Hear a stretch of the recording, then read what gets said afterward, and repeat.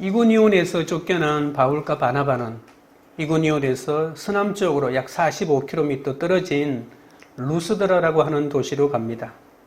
바울은 비시디아 안디옥에서도 이고니온에서도 계속 모함받고 쫓겨가는 수모를 당했지만 조금도 억울해하거나 부끄럽게 여기지 않았습니다.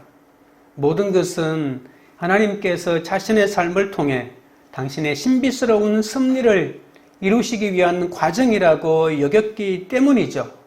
바울은 가면 갈수록 핍박이 심하면 더 심해질수록 오직 하나님만 주목하고 바라보았습니다. 오늘 본문을 통해서 우리는 누구를 주목해야 하는지 살펴보도록 하겠습니다. 첫째로 우리는 한 영혼을 주목해야 합니다. 8절입니다. 루스드라에 발을 쓰지 못하는 한 사람이 앉아 있는데 나면서 걷지 못하게 되어 걸어본 적이 없는 자라. 바울과 바나바는 이고니온에서 돌에 맞아 죽을 뻔했죠. 그래서 그 이웃 지역인 루스드라로 피했다고 했습니다. 그런데 바울은 피하면서까지 계속해서 자신이 피하는 이유가 복음을 전했기 때문인데도 불구하고 복음을 전하는 모습을 볼 수 있습니다. 어떤 상황에서든지 좋으면 좋은 대로, 나쁜 대로 그리스도를 증거하는 자, 그리스도에 대한 뜨거운 심정을 가지고 있는 자들이 바로 그리스도인들 아닙니까? 루스드라라고 하는 도시는 당시 퇴역한 로마 군인들의 집단 거주지로 조성된 곳입니다. 그런데 정복전쟁에 나갔다가 자신들이 무수하게 다른 이민족을 점령했지만 이상하게도 그 점령지에서 온갖 미신들을 배워서 자기가 살고 있는 그곳에서 우상을 만들고 미신을 섬겼다는 것이 얼마나 이상합니까? 그래서 루스드라는 온갖 우상들로 가득 차 있는 곳입니다. 바울은 루스드라에서 걸어본 적이 한 번도 없는 한 사람을 만납니다. 여러분 오늘 8절을 다시 보십시오. 걷지 못한다고 하는 표현이 무려 3번이나 나옵니다. 아니 8절에 단어 수가 몇 단어가 된다고? 그 중에 보십시오. 발을 쓰지 못하는 한 사람, 나면서 걷지 못하게 된 사람, 그리고 걸어본 적이 없는 사람, 이렇게 연거푸 3번이나 걸어본 적이 없는 사람을 표현하고 있습니다. 여러분 사도행전을 기록한 사람이 누구인데 그 직업이 의사잖아요. 그러니까 이 사람은 의학적으로 도저히 그럴 수 없는 선천성 하반신 마비 환자임을 강조하고 있습니다. 의사의 진단인 것이죠. 바울은 루스드라에서 한결같이 하나님의 말씀을 전했습니다. 그런데 루스드라에서 바울은 유대인 회당을 찾지 않았습니다. 로마 제국 퇴역 군인들의 집단 거주지였기 때문에 유대인 거주자가 별로 없었기 때문에 유대인 회당이 없었습니다. 9절을 보겠습니다. 바울이 말하는 것을 듣거늘 바울이 주목하여 구원받을 만한 믿음이 그에게 있는 것을 보고 이 사람은 태어난 이래 성인이 되기까지 단 한 번도 일어서거나 걸어본 적이 없는 평생 하반신 마비 환자로 살았죠. 그렇다면 이 사람의 삶이 얼마나 비참했겠습니까? 그는 구걸하러 온 거지가 아니죠. 바울의 말씀을 들으러 왔습니다. 사도행전 3장에 보면 성전 미문에 앉아있다가 나면서 걷지 못하는 사람이 동전 한 딥을 구걸하기 위해 베드로와 요한을 쳐다보는 장면이 있죠. 그런데 루스드라의 이 사람은 나면서 걷지 못한 자는 바울이 전하는 말씀에 이끌려 말씀을 전하는 바울을 주목하고 있는 것이죠. 똑같은 처지의 형편이지만 한 사람은 동전 한 입을 구걸하고 있고 한 사람은 오직 주목하여 바울이 전하는 말씀을 듣고 있다는 겁니다. 만약에 바울이 회당을 찾아가지고 말씀을 전했다면 이 사람은 영영 복음을 듣지 못했을 것입니다. 여러분 유대인들은 이 타민족에 대한 이질감이 강한 사람이었지만 또 장애인에 대한 차별이 굉장히 심했기 때문에 어떤 학자들은 장애인을 배려해주기 위해서 장애가 있는 사람은 제사장이 될 수 없다고 말했지만 레위인이 될 수 없다고 얘기했지만 그러나 알게 모르게 성전에 들어가고 회당에 들어갈 때 장애가 있는 사람을 굉장히 꺼려했거든요. 그럼 이 사람은 절대로 성전에서 회당에서 말씀을 들을 수 없는 사람이죠. 오늘 구절을 다시 보시면 바울이 말하는 것을 듣거늘이라고 했습니다. 이것은 미완료 형태거든요. 말씀을 잠깐 듣거나 근성으로 들은 것이 아니라 처음부터 끝까지 한마디도 빠뜨리지 않고 경청했다는 말입니다. 그런데 그는 바울의 설교를 듣고는 말씀이 믿어지기 시작했습니다. 그 사람은 바울의 설교를 듣는 순간 그 사람의 설교 안으로 빨려 들어간 것이죠. 그 말씀이 그 사람 안에서 살아 움직이기 시작했습니다. 로마서 10장 17절에 믿음은 들음에서 나면 들음은 그리스도의 말씀으로 말미암는다라고 했죠. 믿음은 주님의 말씀을 들음으로 시작됩니다. 그런데 여기에 듣는다고 하는 것은 귀로만 듣는 것은 아니죠. 말씀을 먹는다는 것과 똑같은 표현입니다. 말씀을 먹어야 그 말씀이 자기 속에서 자기를 지배하게 되는 거죠. 말씀이 나를 지배할 때 믿음이 시작되는 겁니다. 하나님의 말씀을 듣는 것이 이렇게 중요한 것이죠. 하나님의 말씀을 듣지 않고서는 하나님과의 관계가 시작되지 않는 것이다. 태어날 때부터 장애를 가지고 있었지만 말씀을 듣고 자신이 전적으로 부패한 죄인임을 깨닫고 구원받을 수 있다는 믿음이 생기기 시작했다는 것이죠. 여러분, 바울이 어떤 말씀을 전했을까요? 너는 죄인이다. 예수를 믿어야 된다. 이거잖아요. 그러면 내가 죄인이라는 것이 깨달아져야 되는데 이게 깨달아졌다는 말 아닙니까? 믿음은 내가 노력한다고 애쓴다고 생기지 않습니다. 믿음은 하나님의 말씀에서 옵니다. 아무리 믿습니다라고 외치며 기도해도 믿음이 생기지 않습니다. 조인기 목사님이 아주 재미있는 간증이 있지 않습니까? 처음 초창기 개척을 하고 말씀을 전했는데 한 청년이 믿습니다라고 많은 회중 가운데서 일어서가지고 믿는다고 소리를 쳤는데, 그리고 그 사람이 청년이 앉으면서 아이고 안 믿어지네. 일어날 때는 믿습니다. 일어났는데 앉으면서는 아이고 안 믿어지네. 그만큼 입술로 믿는다고 하지만 마음으로 믿음을 계속 유지하기가 그만큼 힘든 것이죠. 믿음의 씨가 뿌려져야만이 믿음이 생길 수 있습니다. 아무리 똑똑하고 훌륭한 여자라도 혼자서는 아기를 낳을 수 없는 것과 마찬가지 이치라고 볼 수가 있죠. 남자에게 생명의 씨앗이 여자의 몸에 들어올 때 임신을 하지 않습니까? 자기 생각과 자기 지식과 자기 방법으로는 믿음이 생기지 않는다는 겁니다. 말씀이 그 속에 씨로 뿌려져야 합니다. 말씀이 없으면 절대로 믿음이 생기지 않습니다. 말씀을 갖기 위해서 말씀을 들어야 하는 것이 먼저 일어나야 되죠. 성경을 읽어야 하는 것이죠. 예수 그리스도를 만나야 하는 것이죠. 여러분, 성경을 읽고 말씀을 들어야 한다는 것은 예수 그리스도를 만나야 한다는 것이죠.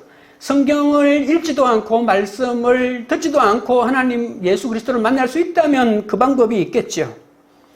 예수 그리스도가 생명이신 그리스도의 말씀이, 하나님의 말씀이 내 심령 속에 뿌려지고 내가 그것을 접하게 될 때 믿음이 생기기 시작한다는 겁니다. 하나님의 말씀을 받아들여야 믿음이 자라는 거죠. 믿음이 자라서 뭐 하게요? 믿음이 자라면 능력이 생깁니다. 이렇게 믿음이 자라면 능력으로 변화되는 것이죠.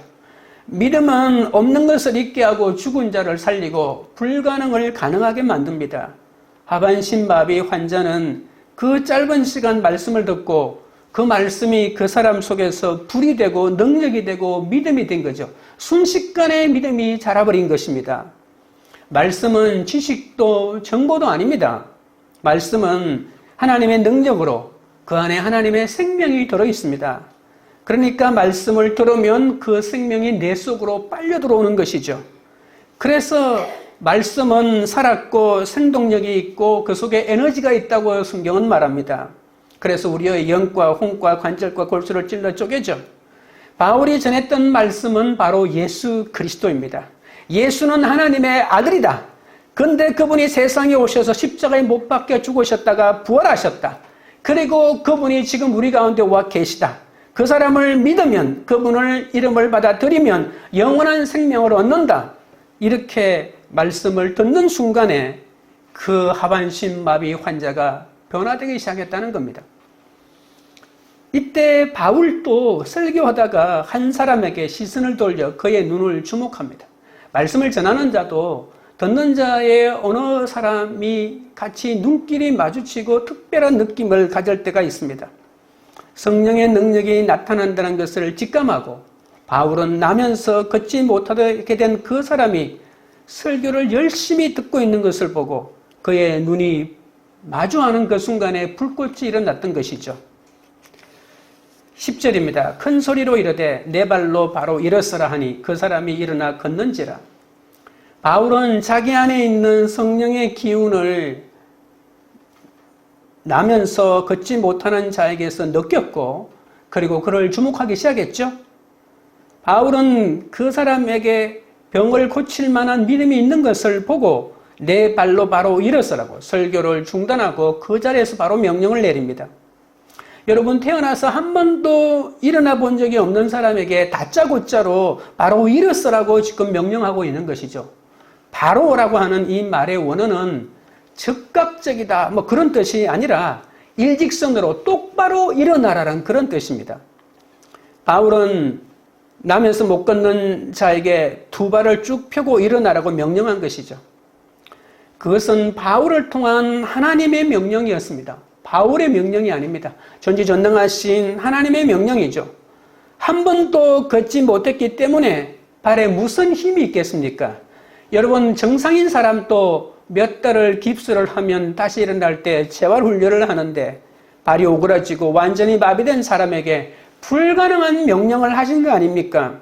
그런데 그 사람은 즉각 순종했죠.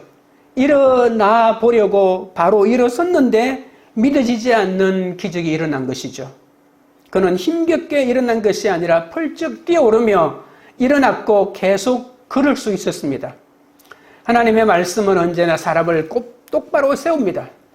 삐뚤어진 우리 생명을 바로 일어서도록 명령하시는 것이 하나님의 말씀입니다. 하나님의 사랑은 어그러진 우리 심령을 바로 일어서게 하는 능력이 되십니다. 하나님의 공의는 왜곡된 우리 삶과 이 사회를 바로 일어서게 하는 하나님의 손길입니다. 우리 모두 하나님의 명령에 순종하여 거짓되고 부도덕하고 왜곡되었던 거짓된 삶에서 바로 일어서야 합니다. 하나님은 당신의 능력으로 삐뚤어졌던 우리의 생명과 심령과 생각과 가치관을 바로 일으켜 주실 것입니다. 우리를 통해 우리의 가정이 바로 일어나고 우리의 사회가 일어나고 이 나라가 일어나게 해주실 겁니다. 적용 질문 드립니다. 치료가 불가능하고 소외된 한 영혼에 주목한 적이 있습니까? 둘째는 우리가 주목해야 할 것은 자신의 한계를 주목해야 합니다. 11절입니다. 무리가 바울이 한 일을 보고 루가오니아 방언으로 소리질러 이르되 신들이 사람의 형상으로 우리 가운데 내려오셨다 하여 평생 한 번도 일어서지 못했던 사람이 일어서자 현지인들이 얼마나 놀랬겠습니까? 나면서 못 걷는 자가 일어난 기적을 보고 그들은 평소 사용하던 라틴어나 또는 헬러어가 아닌 루카오니아 방언으로 신들이 사람의 형성으로 내려왔다고 합니다. 여러분, 서울에 사신 분들은 잘 모르겠지만 사람이 놀라면 표준어를 쓰다가도 자기 고향 사투리가 튀어나오죠. 그들은 놀라운 그 순간에 자기들이 쓰는 말은 다 잊어버리고 자신들이 어렸을 때 썼던 방언이 튀어나오기 시작했다는 것은 얼마나 그들이 충격을 받았는지를 보여줍니다. 당시 그리스 신화를 믿던 사람들은 신들이 인간과 같은 모습을 지니고 인간과 같은 형태의 삶을 산다고 믿었죠. 결혼도 하고 음식도 먹고 온갖 사람이 사는 것들을 다 한다고 믿었습니다. 루스드라 사람들은 복음을 무시한 채 신이 사람의 모습으로 나타나서 이 기적을 행했다고 복음과는 정반대되는 생각을 했던 것이죠. 계시된 말씀이 없으니, 말씀의 양육이 없으니 눈앞에서 경험한 하나님의 구원이 무엇인지 이해하지 못하고 있는 상황입니다. 12절입니다. 바나바는 제우스라 하고 바울은 그 중에 말하는 자이므로 헤르메스라 하더라. 계속해서 방언으로 바나바를 제우스라 말하고 바울은 말하는 자이므로 헤르메스라고 부르고 있다고 볼 수 있습니다. 헤르메스는 그리스 신화에 나오는 12명의 신 가운데 가장 큰 주신인 제우스의 전령, 대변인 역할을 하는 사람입니다. 그러니까 신 중에는 굉장히 역할이 적은 사람이죠. 말은 많이 하지만. 바울이 설교하고 또 선천성 하반신 마비 환자에게 바로 일어나라고 명령하였기 때문에 바울이 말하는 사람인 헤르메스라고 여겼던 거죠. 그런데 여러분, 그리스 신화에 의하면 그들이 사람의 형상으로 어떤 마을에 방문했을 때 한 사람을 빼고는 아무도 영접하지 않아서 홍수로 그 지역을 멸망시켜버린 그런 일들이 있었다고 그들이 믿고 있거든요. 그래서 혹시 신이 사람의 형상으로 왔는데 자신들이 못 알아보면 큰일 나는 줄 압니다. 그래서 이 사람은 분명히 신이 사람의 형상으로 왔다고 생각하고 이 사람을 예배하고 경배해야 된다고 생각했던 것이죠. 그들이 믿고 있던 신화가, 전설이 바로 현실이 되어 자신들 앞에 나타났기 때문에 그들의 흥분은 감출 수가 없었습니다. 신들이 사람의 형상으로 우리 가운데 오셨다면서 인물 좋은 바나바를 제우스라고, 비스같이 일 잘하는 바나바를 헤르메스라 했던 거죠. 여러분, 우리가 다시 한번 생각해 볼까요? 이 짧은 이 12절이지만 왜 바나바를 제우스라고 불렀을까요? 제우스는 12신들 중에서 가장 중요하고 우두머리 같은 신이거든요. 바울이 모든 거 다 했지 않습니까? 본문에 의하면 바나바는 말 한마디 하지 않았어요. 바울이 설교하고 바울이 일어나라고 명령하고 바울과 눈이 마주치고 바울의 눈을 주목했고 바울도 그 사람의 눈을 주목했죠. 바나바는 그냥 옆에 서 있었습니다. 그런데 왜 제우스를 바나바에 빗댔을까요? 하나님의 말씀을 전하고 병자를 고친 사람은 바울인데 바울은 제쳐놓고 바나바를 제우스라고 부르는 겁니다. 여러분, 여기에서 외모, 끝으로 드러나는 풍채가 바울이 얼마나 보잘것없었던 사람인지 알 수가 있는 것이죠. 바나바가 풍채가 너무 좋은 사람인지는 모르겠지만 바울의 외모가 바나바에 비해서 턱없이 모자랐다고 생각할 수가 있습니다. 바울은 글만 잘 쓸 뿐 실제로 대면하면 빈약한 외모에 말도 어눌하다고 반대자들이 늘 비난하지 않았습니까? 그러니까 조금이라도 근거가 있는 비난을 하니까 계속 근거가 있는 것이죠. 주후 2세기에 저자가 알려져 있지 않는 바울 행전이라고 하는 책에 보면 바울을 이렇게 표현합니다. 작은 키의 대머리에, 안짱다리에, 붓은 눈썹에, 매부리 코라고 이렇게 표현하고 있거든요. 바울은 평생 동안 지병으로 시달렸어요. 몸이 허약해요. 그리고 여기 오기 전에도 몸이 풍토병에 걸렸잖아요. 그리고 200km 정도 되는 험산 줄령을 넘어오지 않았습니까? 그러니까 병약한 그의 모습이 더욱더 외모가 볼품없게 만들었던 거죠. 그러나 그것이 바로 바울의 은혜였습니다. 그는 못나고 볼품없었기에 일평생 자신의 보잘것없음과 못났음을 절대로 잊지 않았습니다. 나는 부족한 사람이다 라고 하는 그 겸손을 잊지 않았던 거죠. 바울은 한순간 또 하나님의 말씀을 외면하는 어리석음을 범하지 않은 것도 자신을 너무나도 정확하게 꿰뚫고 있었기 때문입니다. 나는 누구인지, 나의 한계와 자신의 주제를 아는 사람은 절대로 교만할 수가 없는 사람입니다. 기적의 권한의 신 하나님이 아니라 기적 자체에만 집중하기 때문에 그 사건을 기록하고 해석하고 결국에는 우상숭배를 하고 마는 것이죠. 성도는 고난에서 해방되는 것을 목적으로 두지 말고 어떤 고난에서도 하나님만이 상급되시는 믿음을 가질 때 어떤 고난에도 굴하지 않고 어떤 축복에도 교만해지지 않습니다. 13절 14절입니다. 시외 제우스 신당의 제사장이 소와 화환들을 가지고 대문 앞에 와서 무리와 함께 제사하고자 하니 두 사도 바나바와 바울이 듣고 옷을 찢고 무리 가운데 뛰어들어가서 소리질러 사람들은 성 밖으로 뛰어나갑니다. 제우스 신전에 가서 제사장을 데리고 옵니다. 제사장만 데리고 온 것이 아니라 제사를 지낼 수 있는 준비, 그러니까 소를 데리고 오고 또 화환, 이제 제사를 드릴 때 바치는 화환까지 준비해오서 바울과 바나바 앞에 바로 다가오죠. 제사장들은 황소와 화원들과 최고의 제물들을 준비해서 제사 드릴 준비를 끝냈습니다. 그런데 이 사람들이 루카오니오 방언으로 말하기 때문에 아직까지도 이 바울과 바나바는 상황이 어떻게 돌아가는지 잘 모르고 있었습니다. 그런데 그들의 행동을 보니까 제사를 지내려고 한다는 것을 직감했습니다. 지금 왜 이런 일들이 벌어지죠? 지금 저 사람들이 뭘 하라고 하는 거죠? 라고 이렇게 물었겠죠. 그러자 그 옆에 있던 어떤 사람이 당신은 신인데 인간이 된 것 같습니다. 우리는 당신한테 반드시 제사를 드려야겠습니다. 이런 말을 했을 것입니다. 바울과 바나바는 자신들을 신으로 여기고 제사를 지내려고 한다는 소리를 듣고 자신들의 옷을 찢습니다. 옷을 찢는다는 것은 근심과 슬픔을 표시하는 유대의 관습이죠. 개인적인 슬픔만이 아니라 하나님 앞에 큰 죄를 지었고 죄를 짓는 일을 목도했을 때도 이런 행동을 취합니다. 바리새인들, 서기관들이 예수님이 자신이 하나님의 아들이라고 하자 참남하다고 하면서 옷을 찢었던 적이 있지 않습니까? 바울과 바나바는 사람들이 자신들에게 제사를 드리려는 그 순간에 자신들의 옷을 찢으면서 자신들의 참담함을 표현합니다.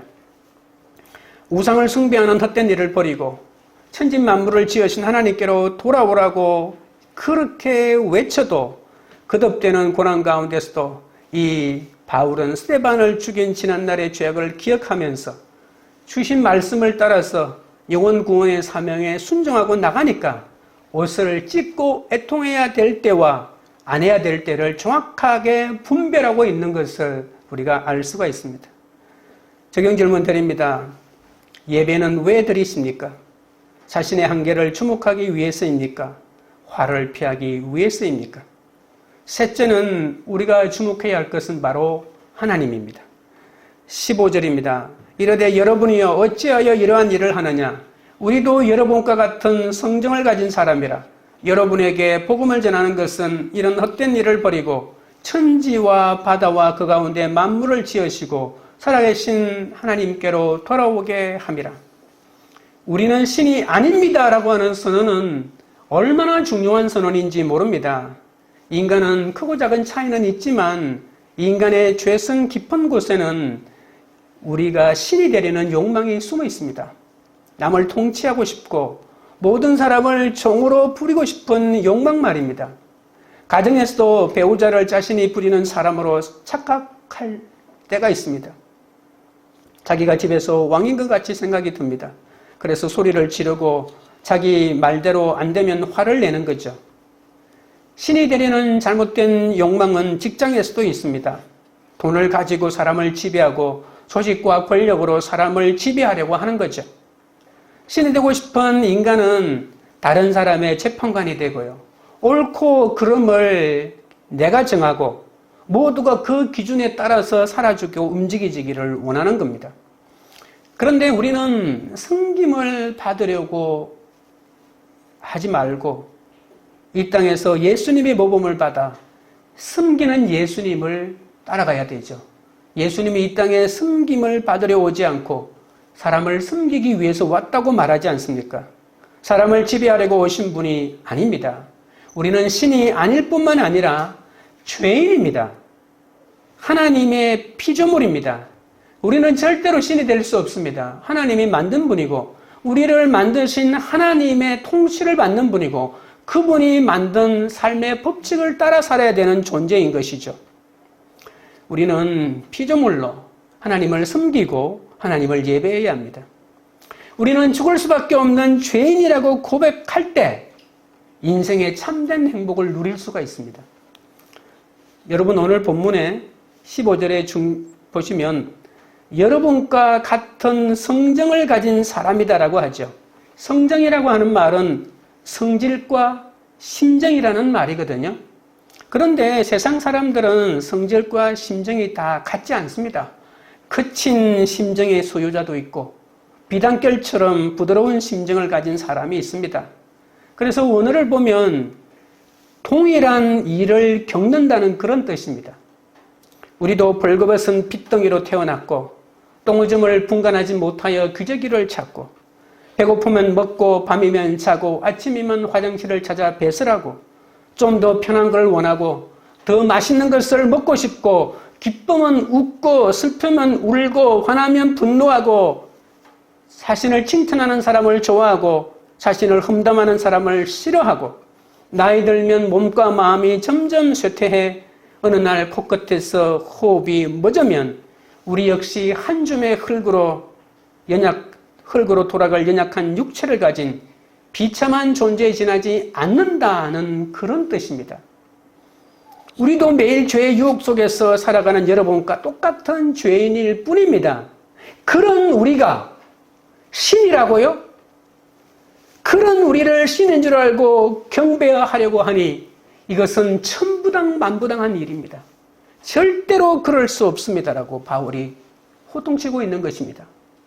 바울인 고린도전서 15장 10절에서 이렇게 고백합니다. 내가 나된 것은 하나님의 은혜로 된 것이다. 하나님 앞에서 자기 자신, 자기 분수를 아는 것이 얼마나 큰 축복인지 아십니까? 자기 분수를 잊지 않아야 일평생 겸손하고 하나님의 은혜 속에서 회복된 인간으로 살 수 있죠. 여러분, 신앙은 한순간에 무엇을 얼마만큼 많이 이루었나가 중요한 것이 아니죠. 천국에 따라가는 그 순간까지 끝까지 나의 달려갈 길을 완주해야만 되는 것이죠. 철로 역정이 우리에게 보여주는 영성 가운데 하나가 뭔 줄 아십니까? 그것은 바로 완주의 영성이라고 이동훈 목사님이 말씀하시더라고요. 우리의 인생을 끝까지 완주할 때 그 아름다움이 더 빛나는 거예요. 앞부분에 얼마나 화려하게 빨리 달려가는 것이 아닙니다. 끝까지 천성에 들어가는 그날까지 끝까지 완주하는 그런 우리의 영성을 가져야 될 것입니다. 우리가 복음을 전하는 이유는 오늘 본문에도 나와 있습니다만 헛된 일을 버리고 천지와 바다와 그 가운데 만유를 지으시고 살아계신 하나님께로 돌아가도록 하기 위함입니다.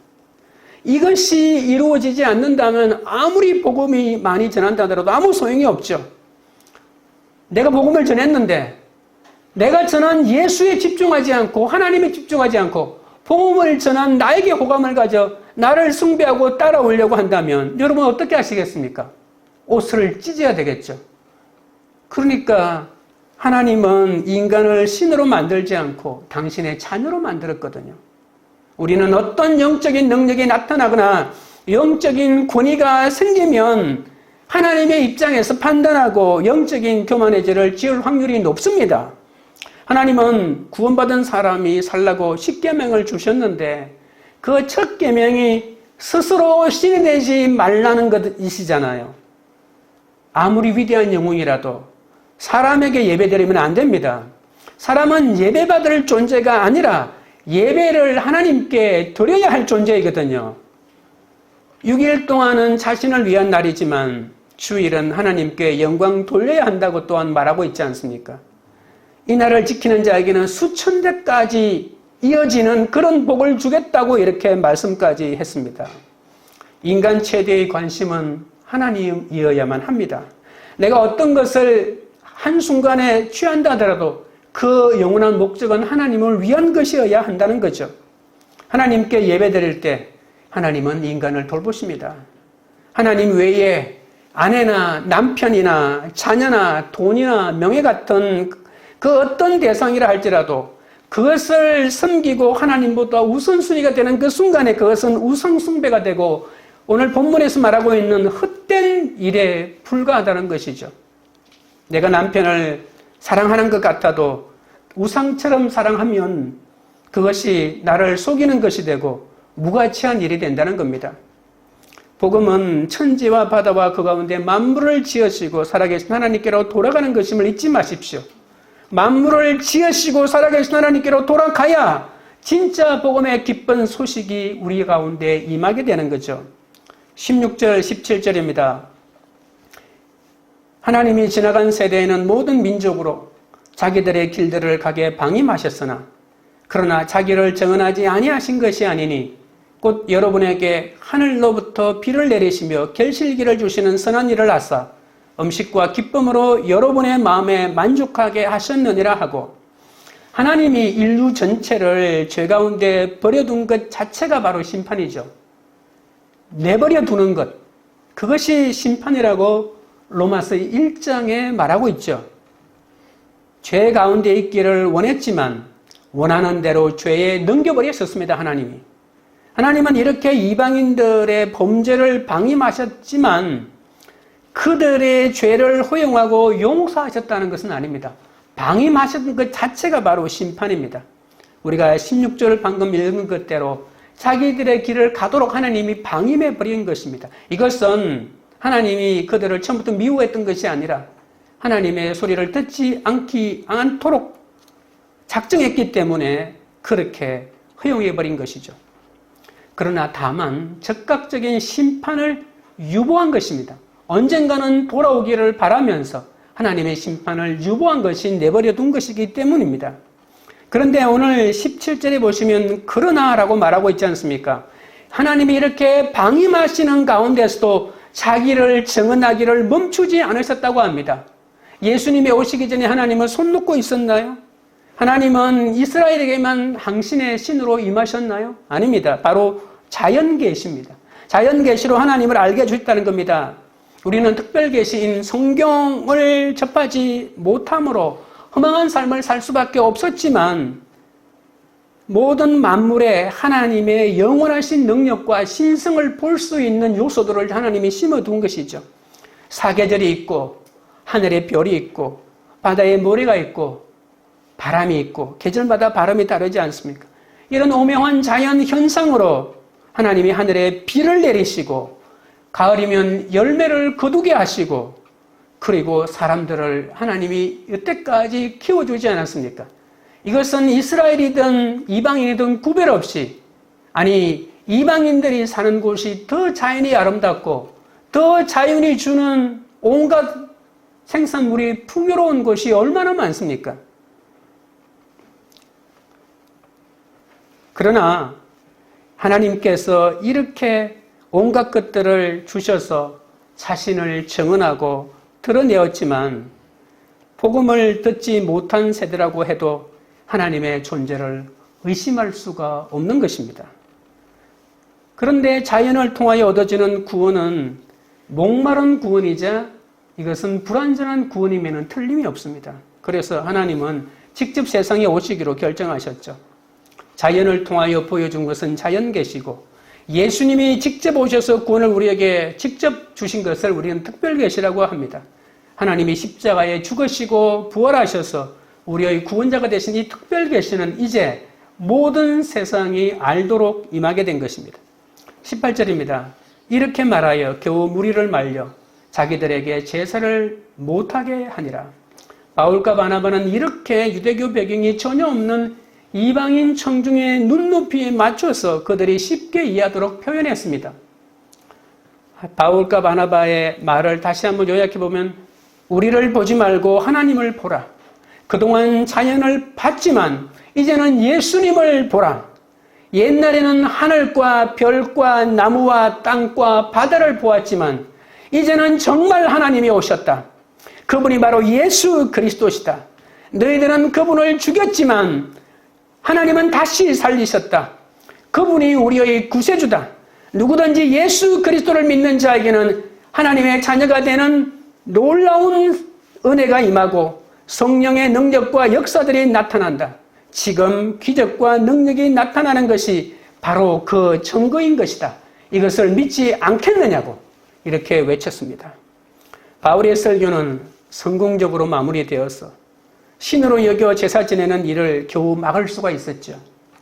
우리가 전적으로 부패한 죄인이라 자신의 한계를 주목하고 바라볼 수 있다면 자신을 숭배하지 않게 되고 다른 사람 위에 군림하려고 하는 생각이 얼마나 큰 죄인지 깨닫게 됩니다.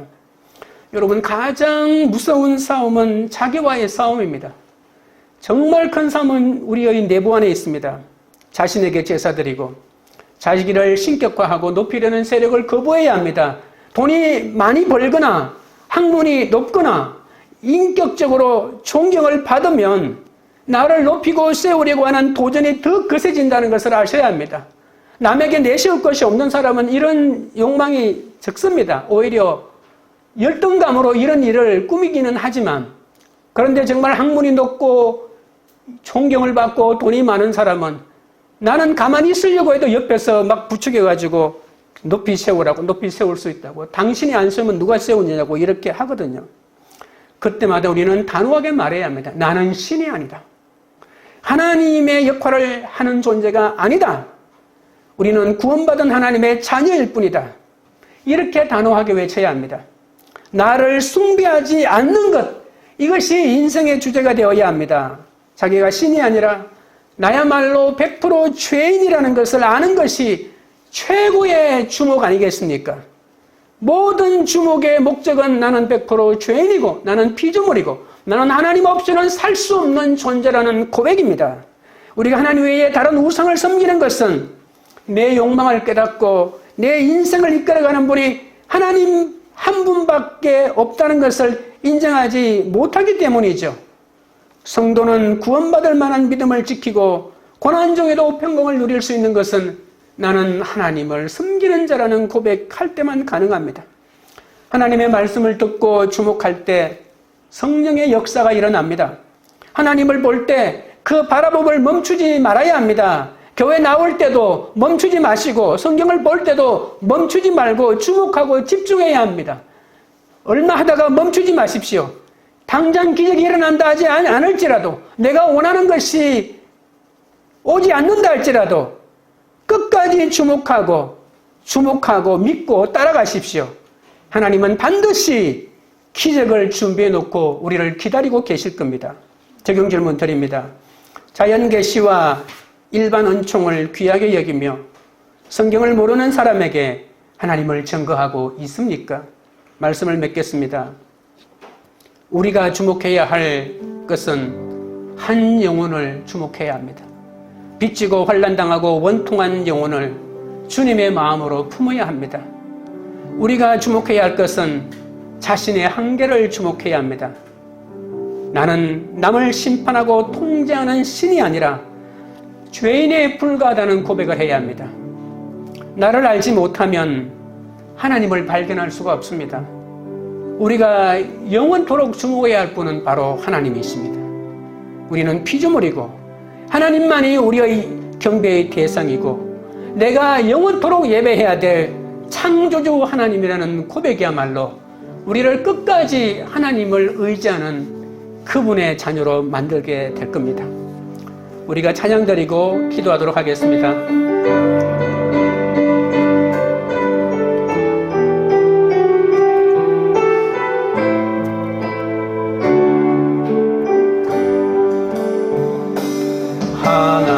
하나님의 사랑 사모하는 자, 하나님의 평안을 바라보는 자, 너의 모든 것 창조하신 우리 주님이 너를 얼마나 사랑하시는지 하나님께 찬양과 경배하는 자, 하나님의 선하심을 닮아가는 자, 너의 모든 것 창조하신 우리 주님이 너를 자녀 삼으셨네. 하나님 사랑의 눈으로 너를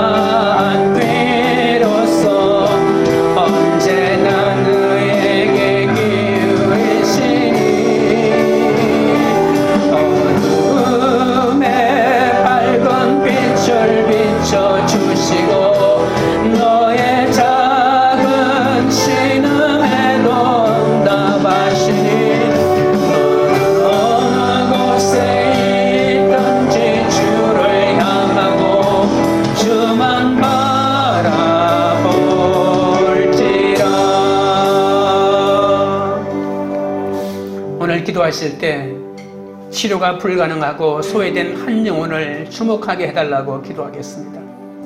한 영혼을 살리려고 해도 자기 주제를 모르면 우리는 날마다 생색이 나고 화가 납니다.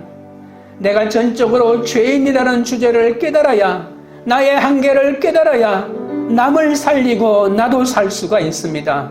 내가 죄인이라는 사실을 깨닫게 해달라고 기도하겠습니다. 여전한 방식으로 예배를 드리는 것이 하나님께 얼마나 대단한 찬양인지 알게 해달라고 기도하겠습니다. 이제 홀로 떠내려가고 있는 이때 세상을 주목하지 않고 내가 죄인임을 주목하고 오직 하나님만 주목하게 해달라고, 자연계시와 일반 은총을 귀하게 여기며 성경을 모르는 사람에게 하나님을 전가하게 해달라고 주의 세 번 부른 다음에 기도하며 주께 나가겠습니다. 주여, 주여, 주여. 거룩하신 하나님 우리 아버지여, 치료가 불가능하고 아버지 하나님이여 소외된 한 영혼을 주목하게 하여 주옵소서. 아버지 하나님이여, 여태까지 권력을 가지고 돈이 많고 사회에서 이름 있는 사람을 주목하여 그 사람의 덕을 보려고 얼마나 애를 쓰며 달려왔는지 모르오니 불쌍히 여겨 주시옵소서. 아버지 하나님이여, 치료가 불가능하고 하나님의 은혜가 필요한 사람에게 주목할 수 있도록 아버지 하나님 은혜를 더하여 주시옵소서. 한 영혼을 살리려고 해도 내가 내 주제를 모르기 때문에 남을 살리두고 얼마나 생색이 나는지 모릅니다.